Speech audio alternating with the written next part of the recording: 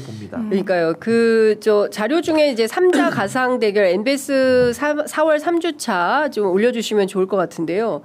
그러니까 오늘 나온 리얼미터 조사에 따르면 다자구도에서 이제 이재명 후보가 50.2%로 50%를 넘는 첫 조사가 나왔고요.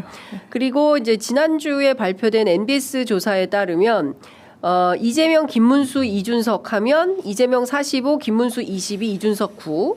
그리고 홍준표를 넣으면 홍준표 24로 올라가고 이준석이 7로 떨어지고 그다음에 한동훈을 넣으면 한동훈이 17로 떨어지고 이준석은 8로 올라갑니다. 그러니까 이재명의 45는 일종의 이제 굳은자라고 상수로 볼 수 있고 김문수, 홍준표, 한동훈에 따라서 이준석이 조금씩 올라간다. 이제 중요한 것은 둘이 합친다 하더라도 40%는 안 되는 조합이에요. 그러니까 30%대를 30에서 31 정도 되는 이제 숫자인 건데 이제 요 내용을 분석을 해보면 합치는 게 낫다 그래도 이런 판단을 해서 오늘 그 권영세 비대위원장이 뭐 그동안의 일은 문제 삼지 않겠다. 다 합치자. 이런 주장을 하는 거 아닌가라는 생각이 좀 드는데 이런 전술 먹힐까요? 아니요. 근데 이준석 씨가 안 하겠다고 아주 길길이 떼고 있는 거 아닙니까? 그러니까요. 자기에 대해서 떼쫓을 때는 언제고 말도 안 되는 성범죄로 나를 엮어서 대표직에서 쫓아낼 때는 언제고 이제 와서 합치자고 하느냐. 안 한다. 이제 이런 주장을. 안 한다. 그럼 못 한다. 아마 못 할 거예요. 왜냐하면 밖에 먹을 게 더 많다고 생각할 거거든요. 밖에 먹을 게 더 많다. 이준석 입장에서. 이준석 입장에서. 내가 여기서 버티면 내 몸값은 더 올라갈까요? 내려갈까요? 지금 이 주자들 하는 거 보세요. 국민의힘 주자들. 1차, 2차 토론하는 거 보면 가관이에요. 뭐 그리고 이 자리하는 것도 제가 정말 토요일 날 동아일보의 김순덕 칼럼 아주 주의 깊게 읽었는데 니네가 지금 예능할 때냐는 취지예요. 의자 뺏기로 거의 뭐 수건 돌리기 식으로 무슨 1, 2, 3번을 하고 이 사람들은 진짜 머릿속에 그런 게 없는 거예요. 그 위중함이 없는 거예요. 그리고 반성도 없고 이런 거를 웃으면서 보는 거죠. 내가 너네 저럴 줄 알았다. 내가 언젠가는 너네를 접수하러 가리라. 지금 n분의 1로 빅텐트에 내가 여러 명 중에 한 명으로 가서 뭐 옥신각신 할 생각이면 뛰쳐나가지 않았겠죠. 그리고 이 국면을 보면 어지럽게 돌아가는데 이러다가 자중질환으로 그냥 자멸할 거라고 볼 거라고 저는 생각해요. 이준석 전 대표가. 그러면 본인 지지율 관리하면서 대선에서 얼마나 또 뭐 대구에서 열심히 하고 있습니까? 뭐 그런 거 보면서 이 상황을 관망하다가 타이밍을 볼 거다. 그러면 더 어떻게 될까요? 이준석 대표 이 유기적으로 안 맞아가지고 헤어졌는데 이 당은 어떻게 될까요? 미래도 없다. 저는. 근데 그 부분을 제가 좀 보완해서 설명을 하면 일단 국민의힘은 예능이 아니라 호러 영화 같았다. 호러였다. 보는 내내 제 등에는 땀이 날 정도로 무서웠어요. 갑자기 밸런스 게임 하는데 다시 태어나면 바퀴가 되실 거예요? 바퀴벌레가 되실 거예요? 이렇게 물어보는데 깜짝 놀랐어 진짜. 와 바퀴벌레. 저 진짜 사람한테. 아니 정말 인권 말살적인 비유 아닙니까? 그래서 좀 호러 같았고 지금 뭐 이준석 의원이 밖에 있는 게 더 낫겠다 뭐 이런 얘기를 하고 또 본인도 그렇게 생각을 할 것 같은데 이게 문제가 뭐냐면 이준석 의원이 탈당할 때 내세웠던 변이 중도지향이었습니다. 제3의 길이었거든요. 근데 안철수 의원도 제3지대를 하다가 국민의힘에 들어갔죠. 지금 영향력이 완전히 쪼그라들었습니다. 그러니까 만약에 이준석 의원이 여기서 다시 또 보수를 선택해서 또 한 번 국민의힘과 뭘 해보겠다라고 하거나 그 잔재 세력들을 먹는 순간 제2의 안철수가 되는 겁니다. 갈지짱 한 거거든요. 아니 처음에 당 만들고 나와가지고 이낙연이라는 정치인과 손을 잡더니 11일 만에 파기를 하고 그러더니 어느새 갑자기 또 보수로 가버렸어요. 그러니까 이게 본인이 갖고 왔던 정체성을 실종하기 때문에 아마 그렇게 되면 동탄에서도 또 다른 평가를 받지 않을까라는 생각이 들고요. 이게 그 두 가지가 있습니다. 섞는다고 해가지고 나쁜 건 아니에요. 섞는다, 통합한다. 이건 가치 중립적인 겁니다. 뭘 섞느냐가 중요하거든요. 예를 들어 비빔밥도 섞어 먹거든요. 비빔밥을 가지고 누가 막 아우 이상하다 이러지 않죠. 너무 맛있게 먹죠. 근데 예를 들어 다 먹고 난 잔반을 우리가 짬처리한다 그러잖아요. 그걸 섞으면 그걸 누가 먹습니까? 그건 이제 뭐 사료 만들 때 쓰거나 다른 용도로 쓰지 절대 사람이 못 먹잖아요. 그러니까 단순히 음식을 혼합한다라고 해서 다 비빔밥이 되는 게 아니다. 국민들이 먹을 수 있는 비빔밥이나 섞는 요리를 갖고 와야 먹는 거지. 다 먹다 남은 찌꺼기를 뒤섞어서 섞어버린 거는 섞는 건 맞는데 통합하는 건 맞는데 완전히 이건 짬처리 정당이 되는 거예요. 짬처리 정당이다. 짬처리. 그래서 이거는 비빔밥이라고 본인들은 주장하겠지만 국민들 먹으라고 주는 국민들 입장에서는 야 이거 비빔밥을 시켰더니 왜 짬을 갖고 왔어? 이렇게 되는 거거든요. 그래서 저는 어떤 노력을 해도 이 반성과 성찰 내지는 이 원칙을 저버린 이제 기회주의 세력에 대해서는 국민들이 두 번의 탄핵을 겪었습니다. 네. 이제는 더 이상의 재기의 공간도 전 허락하지 않을 것이고 거길 만약에 이익의 영토로 생각해서 진출하는 기업이 있다면 전 그 기업도 문 닫을 것이다. 좀 그렇게 봅니다. 그러니까 저는 사실 그래도 일말의 양심이 있다면 국민의힘이 이번 대선에 이제 출마하지 않는 게 맞는데 네. 그래도 출마하기로 결심을 했으면 우리는 무슨 정책을 하겠다라는 정도의 입장은 나올 거라고 생각을 했어요. 내지는 살려주세요 정도죠. 네, 그렇죠. 저희가 잘못했습니다. 잘못했으니까 진짜 회초리를 세게 맞겠습니다라든가 뭐 이런 태도여야 되는데 바퀴벌레 그 진짜 너무 기가 막힌 정도 수준이었고 홍준표 후보 같은 그 생머리 경우에는 발언. 한동훈 후보를 향해서 뭐 있을 수 진짜 없는 생머리냐 일이에요. 아니냐 키도 큰데 왜 키높이 구두를 신었냐 어떻게 대선 후보가 돼가지고 그런 질문을 대선 너무 후보 저질이에요. 토론에서 예. 할 수가 있는지 그러니까 이 당은 국민에 대해서는 정말 일말에 그런 것도 없는 거예요. 자기들끼리 그 김순덕 칼럼처럼 히덕거리면서 그냥 이렇게 하면 재밌어 할 거야 사람들이. 되게 얕잡아 보는 거예요. 아니, 그러니까 국민들이 그런 거를 보고 즐거워할 거라고 생각하는 것 자체가 도대체 국민의 수준을 어떻게 생각하길래 저런 경선판을 짜나. 지금 오늘 언론 내용 보니까 당내에서도 대선 주자들이 희화화됐다. 그리고 심도 있는 정책 토론이 아쉬웠다. 당내 그 참여했던 후보들마저도 이제 이런 얘기를 하는데 지금 뭐 생머리냐 아니냐, 키높이 구두를 신었냐 안 신었느냐 이게 중요합니까?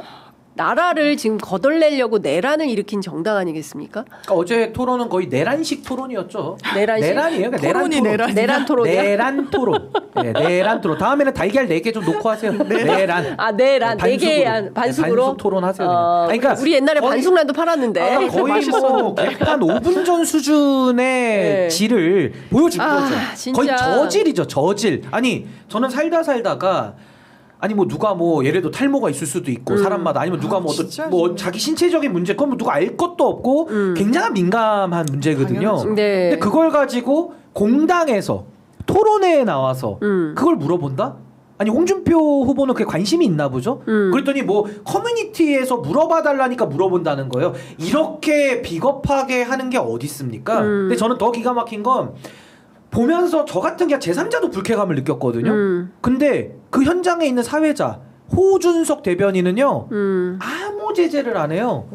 저는 거기서 더 놀란 겁니다. 아니 진행자라면은 책임지고 진행을 해야 되잖아요. 그런 발언이 나올 때 사실은 앞에 시작했던 키높이 얘기 나올 때 제지를 시켜야 되는 거예요. 당연히. 그걸 안 해요. 그러니까 생머리까지도 나오고 무슨 뭐 보정속옷 얘기까지 나오는데 그게 왜 궁금하며 그리고 그런 거를 물어본다라는 게 어떤 이미지를 씌우기 위한 거잖아요. 그렇죠. 너무 저급하고 저열해서 저는 그냥 대통령 되기 전에 사람이 먼저 되라. 아마 국민들이 그렇게 얘기하실 것 같습니다. 제가 그러니까 볼 때는. 이거 보세요 질문. 다음 중 하나만 골라 다시 태어나야 한다면 1번 바퀴벌레로 태어나기, 2번 자동차 바퀴로 태어나기. 자 하나 둘 셋 들어주세요. 국민들이 편말 들죠. 다시 태어나지 말아라 이렇게 얘기를 하죠. 한 번만 상관이 살아라. 왜 없냐? 바퀴든 바퀴벌레든 다시 지구에서 만나지 말자. 이게 국민들 뜻인데 뭘 다시 태어나야지 다시 태어나야 되는 근데 바퀴벌레를 골라요? 그거를? 아니요. 그 홍준표 후보는 둘 다 싫어요. 다시 그런 걸로 다시 태어나기는 태어나지 싫습니다. 나경원 후보는 저는 별로 답변하고 싶지 않습니다. 이렇게 얘기를 한 거예요. 이게 일종의 연습 문제라는 겁니다. 그러니까 장내를 좀 이렇게 아이스 브레이킹을 하기 위해서 이런 얘기를 했는데 꺼내는 질문의 수준이 사람한테 바퀴벌레로 태어나고 싶으세요라고 물어봤을 때 저는 바퀴벌레로 태어나겠어요라는 이 당 경선 관리는 어쨌든 당에서 당직자분들도 많이 결합해서 할 텐데 이거 진짜 완전 갈아엎어야 될 것 같은데요. 그러니까요. 지금 모르겠어요. 100번 양보해서 평시에 같으면 아예 뭐 이렇게 한다는 거예요. 그래도 부적절하지만 지금 내란의 끝에서 조기 대선을 치르는 거예요. 본인들 당 때문에. 그런데 바퀴벌레가 되고 싶냐? 이거 무슨 자학 개그입니까? 무슨 바퀴가 되고 싶냐? 정말 그리고 기본적으로 막 시시덕거리는 그런 모습을 국민들께 보여드린다는 게 대단한 무례예요. 그러니까요. 아니 그리고 하나만 더 말씀드릴게요. 이게 저는 어제 그 기획 의도를 보면서 재미도 너무 없었지만, 그러니까 혐오감을 주잖아요. 정말 그쵸. 듣는 사람들이 정말 보면서도 짜증이 나잖아요. 다음 질문 말씀드릴까요? 예. 둘 중 한 사람을 반드시 변호사로 선임해야 한다면 1번 검사 사칭범, 2번 입시 비리범. 그러니까 이제 그 악마와 이조 심판론 또 하는 건데, 거예요. 그러니까 이게 재미가 없잖아요. 그렇죠. 근데 저는 역으로 그걸 묻고 싶어요. 재밌으려고 하는데 재미는 최악이고, 그럼 반대로 해서 만약에 여기서 재밌는 경선을 만들었다고 칩시다. 지금 웃을 때냐는 거예요. 그러니까 맞아요. 내란 정당을 하는 오명을 지금 받고 있는 사람들이 재미를 기획을 해요. 근데 재미는 정말 없었거든요. 오히려 호러 수준이라는 건데 네. 만약에 여기서 재미가 나와도 그 국민들이 지금 내란 옹호하고 있는 입장을 우리가 비판하고 있는데 그 경선을 보면서 국민들이 웃고 있어요. 그것도 너무 기괴한 거예요. 그러니까 이 당이 지금 전반적으로 어느 한 사람이 잘못해서 어떤 잘못된 의사결정을 하는 게 아니라 전반적인 이 프로세스가 모든 게 다 망가져 있구나라는 거를 저는 보여준 것이다. 원래 정치인들이라도 이상해져 있으면 사무처라도 중심을 잡고 이거를 커트를 하면서 자정을 해야 되는데 그게 전혀 안 돼 있다는 거죠. 그리고 아까 제가 말한 호준석 대변인 그거 어떻게 제지를 안 합니까? 정상적인 게 아닌 거예요 지금.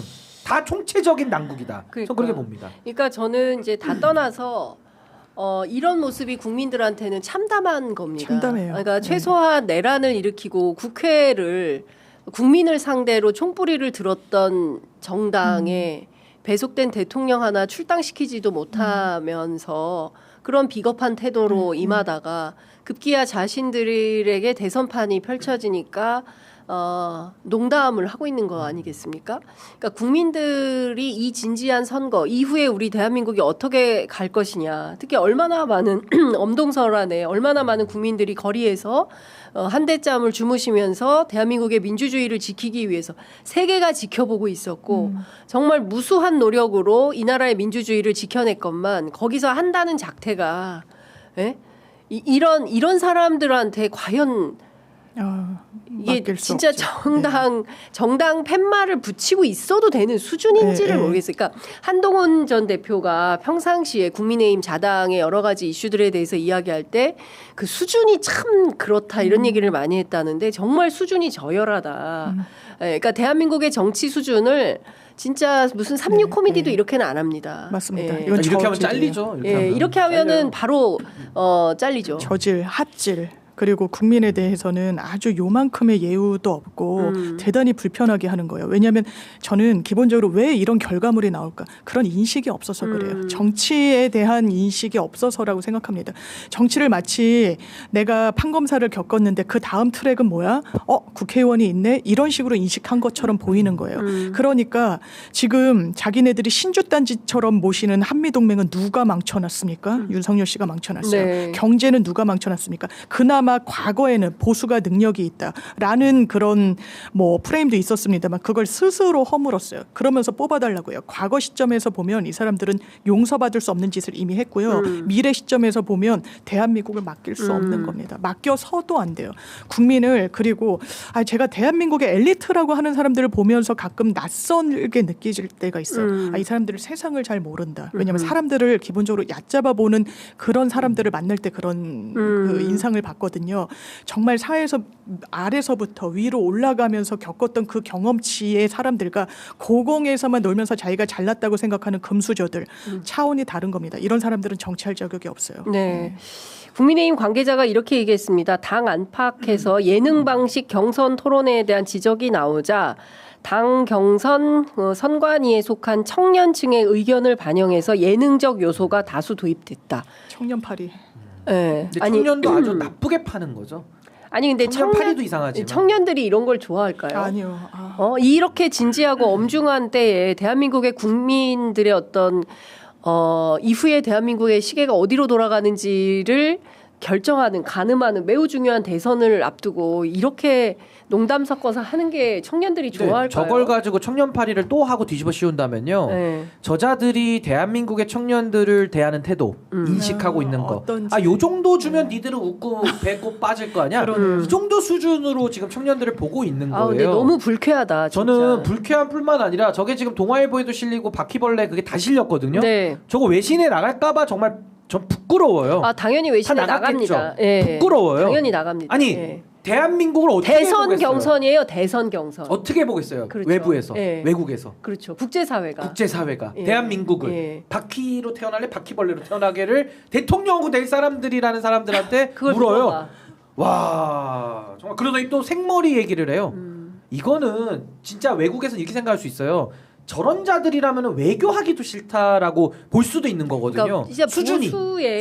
그러니까 보수가 과거에는 점잖고 네, 뭐 품격이 그랬죠. 있고 예. 들을 내용이 있어야 되는데. 네, 그리고 타인에 대한 이런 게 진짜 너무 버려버렸어요. 정말. 예, 그러니까 제가 보기에 이 정도 수준이라면 딱 국민의 윤버지 수준입니다. 윤버지. 그러니까 국민의힘의 정당은 제가 보기에는 정권 교체가 되면 정부 차원에서 위헌정당 심판을 제기해야 되지 않나라는 생각이 좀 듭니다. 그리고 위헌정당 제기를 하는 대로 하는 거고 설사 안 하더라도 제가 할 거예요. 제가 이제 국민의힘을 중심으로 한 저 이제 썩어 빠진 보수는 전 이제 재건이 아니고 전 창건을 해야 된다라고 보는 사람이기 때문에 그 역할을 누군가는 좀 해야 된다. 네. 그래서 그건 해야 됩니다. 그렇군요. 이대로는 놔둘 수는 없어요.